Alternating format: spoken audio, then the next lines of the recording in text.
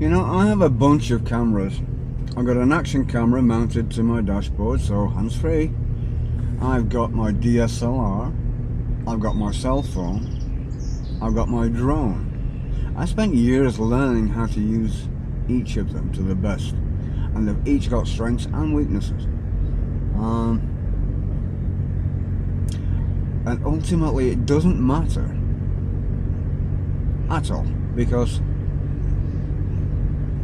regardless of the camera you've got or taken the photograph with,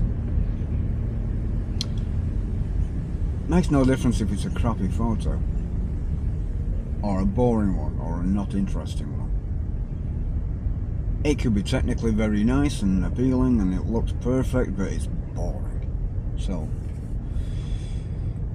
there's a lot of people out there that like to know what settings you used, your aperture, your focal length, which lens, which camera, which sensor you're on. And it makes no difference. There's no value to you knowing what I use or anybody else. Simply put, I put my camera of choice at the subject of choice.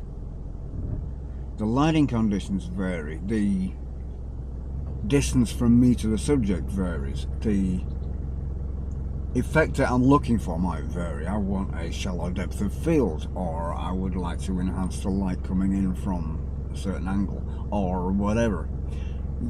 Nobody else will ever be there at that time, at that place, with that camera and those circumstances. So it's absolutely useless and pointless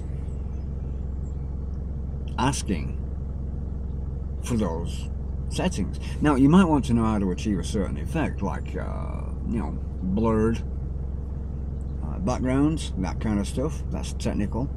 That can be explained easily, but it doesn't help you say, oh, I like that particular photo and I want you to not hurt this cyclist. Morning. And